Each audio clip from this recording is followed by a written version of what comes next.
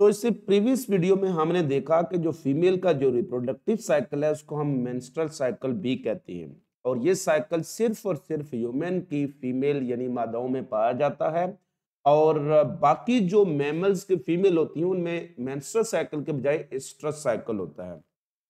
ये जो menstrual cycle होता है ये फीमेल में जवानी की अलामत होती है और फर्स्ट टाइम जब फीमेल को ब्लीडिंग होती है फ्रॉम द प्राइवेट पार्ट या वेजिनल कैनाल या वेजाइना से जब ब्लीडिंग होती है दैट इज कॉल्ड मेंस्ट्रुएशन और वो साइन ऑफ पबर्टी होती है और ये जो फर्स्ट मेंस्ट्रुअल साइकिल होता है इसको कहते हैं मेनार्क। जब फीमेल बूढ़ी हो जाती हैं तो उनमें मेंस्ट्रुअल साइकिल रुक जाता है जिसको हम कहते हैं मेनोपॉज। जो मेंस्ट्रुअल साइकिल है इसको कंट्रोल करता है ब्रेन का एक पार्ट है हाइपोथैलेमस और इसको ब्रेन के अंदर ही एक छोटी सी मटर के दाने जितनी ग्लैंड होती है पिट्यूटरी ग्लैंड वो गोनेडोट्रोपिन हार्मोन पैदा करके इस पूरे साइकिल को रेगुलेट करवाती है।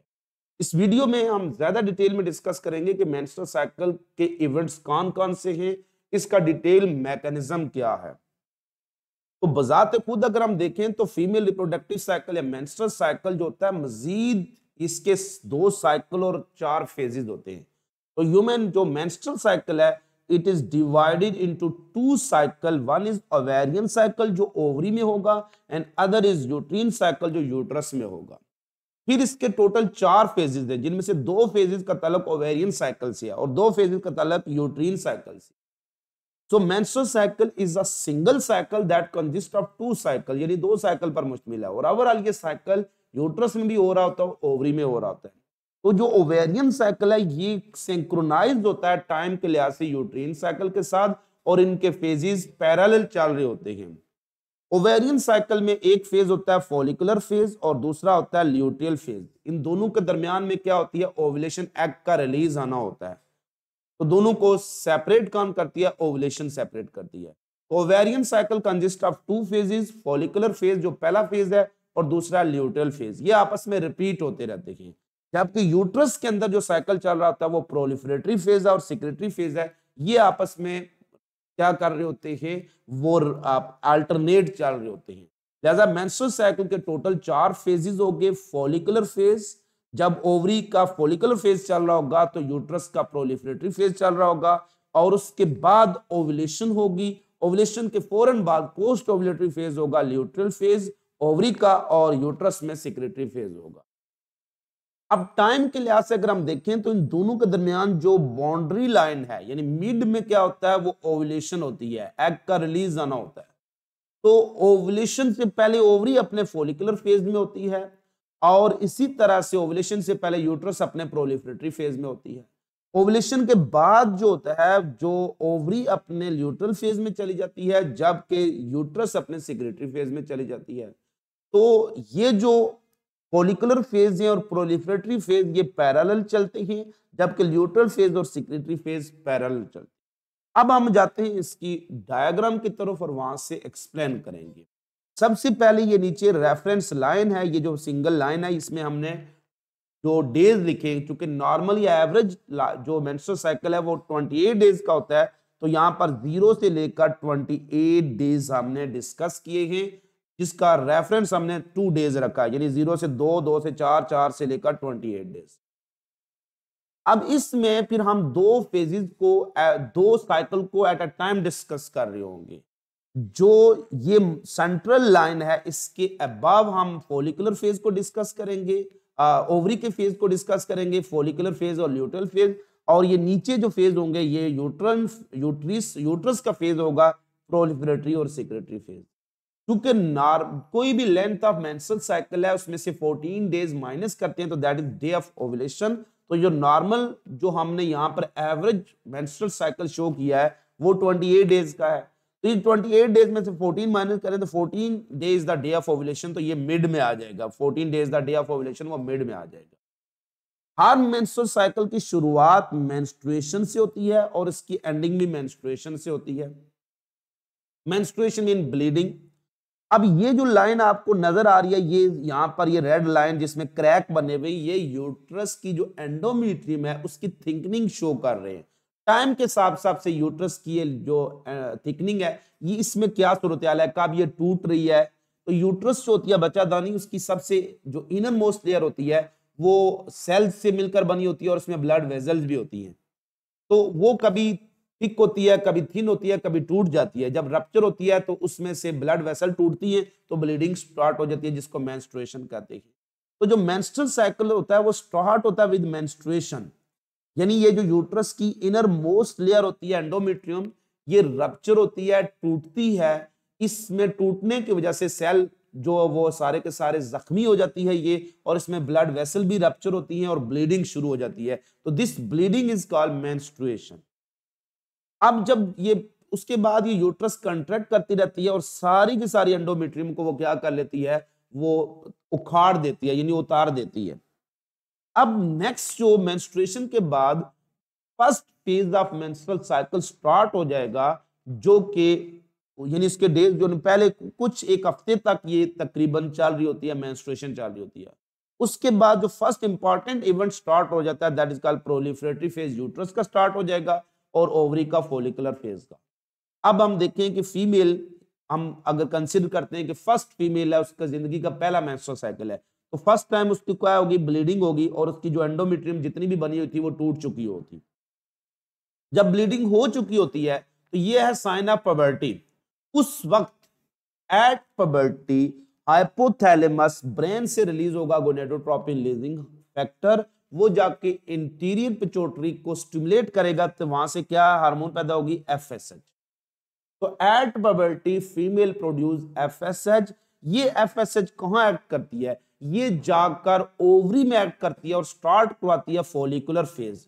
क्योंकि ये एफएसएच है फॉलिकल स्टिमुलेटिंग हार्मोन, ये फॉलिकल को स्टिमुलेट करवाएगी और वो फॉलिकल आस्ता आस्ता क्या करेंगे, ग्रो करेगा। इस फेज को कहते हैं फॉलिकल स्टिमुलेटिंग हार्मोन, और इस फेज को हम कहते हैं डेवलपमेंट ऑफ फॉलिकल और फॉलिकुलर फेज। तो पहला इवेंट यही होता है कि at puberty pituitary gland produce FSH. FSH act करती है ओवरी पर और ओवरी में स्टार्ट करवाती है वेरियस बोथ से फॉलिकल के डेवलपमेंट स्टार्ट करवाती है। तो बोथ से फॉलिकल की जो डेवलपमेंट स्टॉक में पड़े होते हैं वो प्राइमरी फॉलिकल होते हैं। तो FSH act on primary follicle और उनकी ग्रोथ करवाती है। प्राइमरी फॉलिकल जैसे जैसे बड़ा होता जाएगा, मैच्योर होता जाएगा, तो इसको कहते हैं growing follicle, maturing follicle, ripening follicle, developing follicle. तो साथ साथ उसके अंदर गैमेटोजेनेसिस यानी ओजेनेसिस का प्रोसेस भी स्टार्ट होगा। तो प्राइमरी फॉलिकल में क्या मौजूद था, प्राइमरी ओसाइट, और वो प्राइमरी ओसाइट भी आगे फिर जब प्राइमरी फॉलिकल सेकेंडरी फॉलिकल में कन्वर्ट होगा तो प्राइमरी ओसाइट भी सेकेंडरी ओसाइट में कन्वर्ट हो जाएगा और साथ ही फर्स्ट पोलर बॉडी बन जाएगी।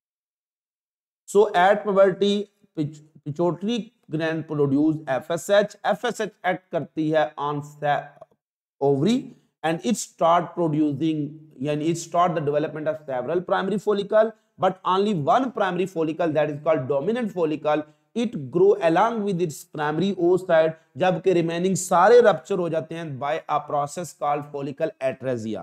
इस वजह से फीमेल में number of follicle her menstrual cycle के बाद कम होते रहते हैं, यानी इसमें फर्टिलिटी आस्ते आस्ते से कम होना शुरू हो जाती है।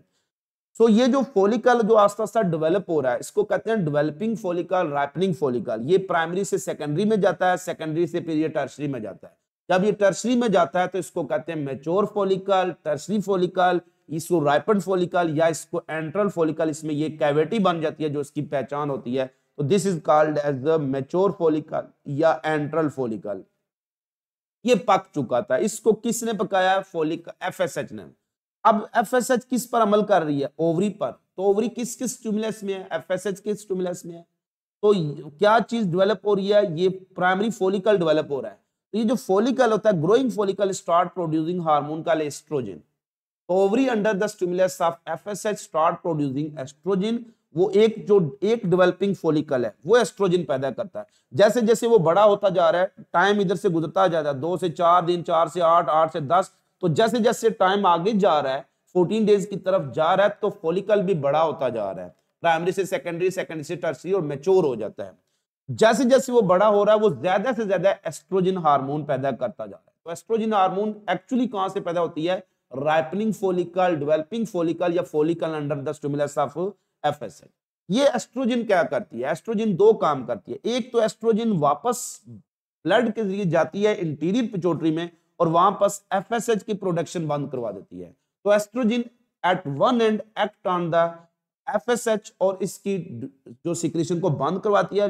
लिहाजा जैसे जैसे आप देखेंगे एस्ट्रोजन का लेवल बढ़ता जा रहा है, फॉलिकल का लेवल कम होता जाएगा, तो एफएसएच का लेवल क्या होता जाएगा, कम होता जाएगा। एस्ट्रोजन का एक काम ये होगा कि नेगेटिव फीडबैक ये इनिबिट करती है सिक्रीशन ऑफ एफएसएच, ताकि कोई नया फॉलिकल डेवलप ना हो। और दूसरा ये नीचे जाकर ब्लड के जरिए जाती है यूट्रस में, और वो जो एंडोमेट्रियम टूटी हुई थी उसकी हीलिंग करवाती है, उसमें न्यू सेल जनरेट करवाती है, माइटोसिस करवाती है, रीजनरेशन करवाती है, न्यू ब्लड वेसल बनाती है। इस प्रोसेस को कहते हैं थिकनिंग, प्रोलिफरेशन या वेस्कुलराइजेशन। तो इस फेज ऑफ यूट्रस को क्या कहते हैं, प्रोलिफरेटरी फेज। ज्यादा जैसे जैसे फोलिकुलर फेज आगे चल रहा है उस वक्त साथ साथ यूट्रस की भी थिकनिंग होती जा रही है, वो मोटी होती जा रही है, उसमें न्यू ब्लड वेसल बनती जा रही है। तो इस प्रोसेस को थिकनिंग ऑफ एंडोमेट्रियम कहेंगे, वेस्कुलराइजेशन मीन ब्लड वेसल का बनना इसको कहेंगे। इस फेज ऑफ यूट्रस को कहते हैं प्रोलिफरेटरी फेज, क्योंकि यूट्रस की नए सेल बन रहे हैं, प्रोलिफरेशन हो रही है। तो नेक्स्ट क्या होता है, इधर से जब एस्ट्रोजन का लेवल बढ़ता जा रहा है, एफएसएच का लेवल कम होता जा रहा है, जब ये मैक्सिमम पीक पर पहुंचता है तो it become a stimulus for production of another hormone from the interior pituitary cat LH. तीसरा इवेंट स्टार्ट होगा, दैट इज कॉल्ड ओव्यूलेशन। तो decrease in FSH, increase in oestrogen. जैसे जैसे एस्ट्रोजन बढ़ रही है एफएसएच कम होती जा रही है। इन दोनों का ये जो कॉम्बिनेशन है, low level of FSH or very high level of estrogen, it become a stimulus for production of another hormone called luteinizing hormone या LH।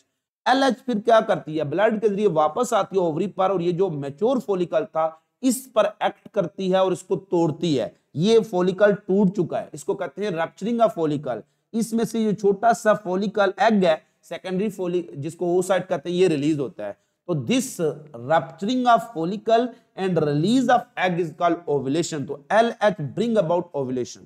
अब LH ने ये ओव्यूलेशन खुद ने की, बल्कि किसकी मौजूदगी में हुई है, एफएसएच। एफएसएच ने ये फॉलिकल मैच्योर फॉलिकल बनाया तो LH ने, इसलिए हम कहते हैं LH work with FSH to bring about ovulation. तो हाई लेवल ऑफ LH जब होगा, देखें LH इतना हाई लेवल हो गया, तो हाई लेवल ऑफ LH जिसको LH सर्ज कहते हैं, it cause the rupturing of follicle and release of egg. This rupturing of follicle and release of egg is called ovulation, release of egg. ये egg किस form में होता है, secondary oocyte की form में होता है। अब उसके बाद क्या होता है, ये जो रप्चर्ड फॉलिकल है ये एक डेड बॉडी बन जाती है। डेड बॉडी को कहते हैं कॉर्प्स, और ये येलो कलर की होती है, इसलिए इसको कहते हैं कॉर्पस ल्यूटियम, कॉर्पस ल्यूटियम इसको कहते हैं CL। ये एक एंडोक्राइन ग्लैंड बन जाती है। तो कॉर्पस ल्यूटियम क्या बन जाती है, एंडोक्राइन ग्लैंड।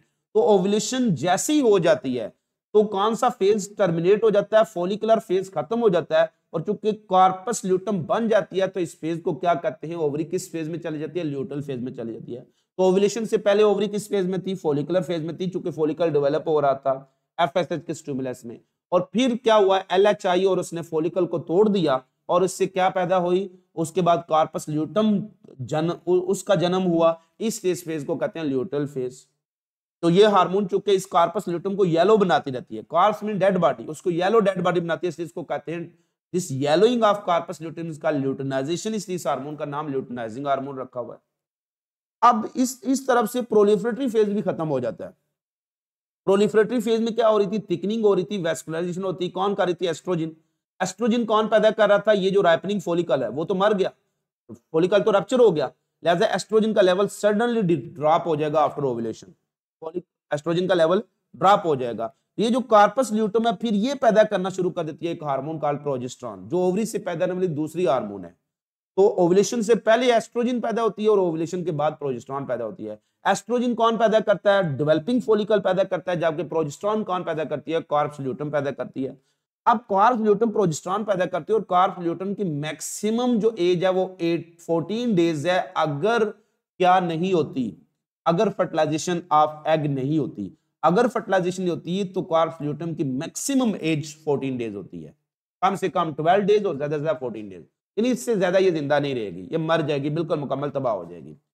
अब एस्ट्रोजन तो खत्म हो गई थी, वो क्या कर रही थी, thickening of uterus, vascularisation of uterus, उसका काम अभी अधूरा है।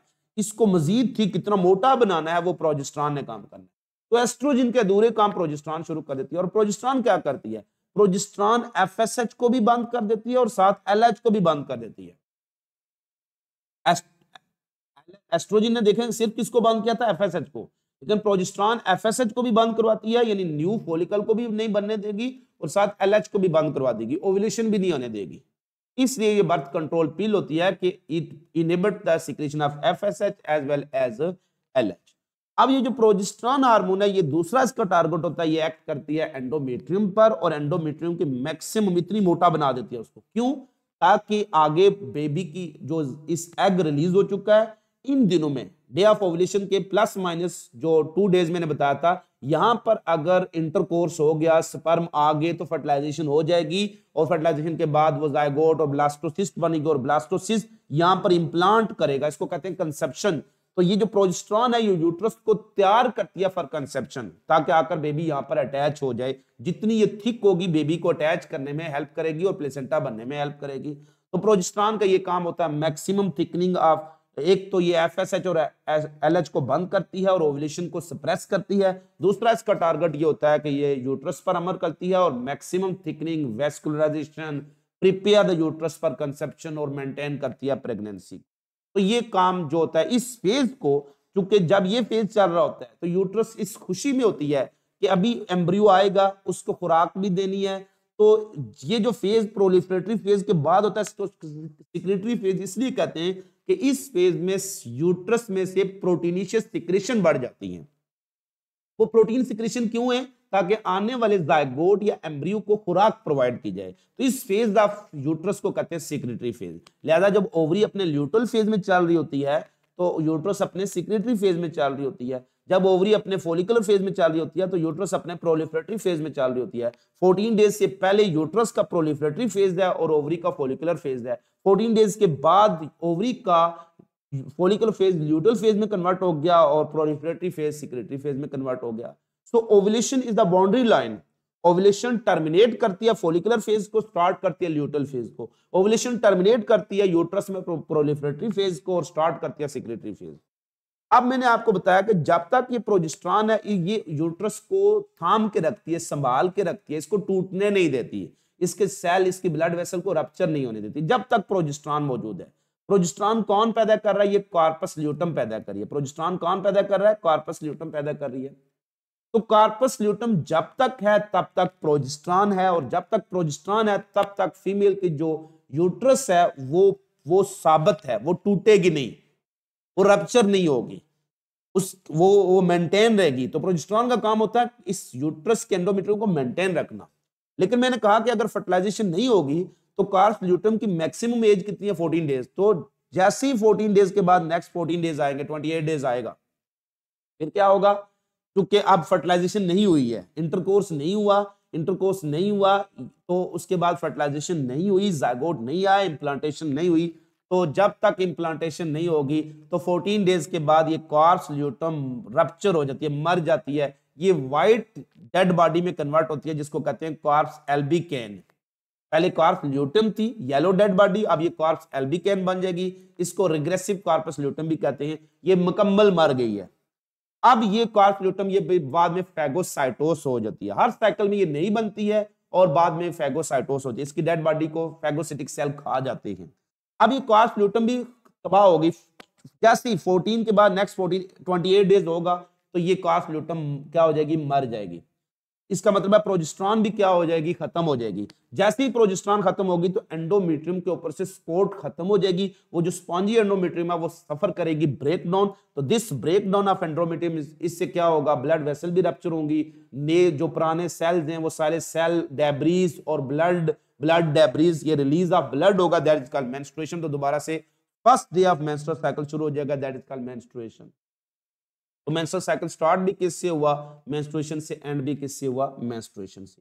ओव्यूलेशन हमेशा कब होगी? जो ओव्यूलेशन होगी, कोई भी लेंथ ऑफ मेंस्ट्रुअल साइकिल है -14 कर देंगे तो that is the day of ovulation. Normal अगर जो मेंस्ट्रुअल साइकिल 28 डेज का है तो -14, चूंकि 14 is the life span of corpus luteum, तो -14 करेंगे तो this is the day of ovulation. तो इसलिए नॉर्मल डे ऑफ ओव्यूलेशन क्या होता है? नॉर्मल साइकिल में 14 डेज होता है, लेकिन अगर मेंस्ट्रुअल साइकिल 28 डेज से ज्यादा हो जाए तो -14 कर देंगे। अगर 30 हो गया 30 डेज का मेंस्ट्रुअल साइकिल है, -14 करेंगे तो 16 days the day of ovulation. तो ओव्यूलेशन से पहले कौन से फेज होते हैं? ओवरी का फॉलिकुलर फेज होता है और यूट्रस का कौन सा फेज होता है? प्रोलिफरेटरी फेज। ओव्यूलेशन के बाद पोस्ट ओव्यूलेटरी फेज, ओवरी का कौन सा होता है? Luteal phase. और यूट्रस का कौन सा होता है? Secretary phase.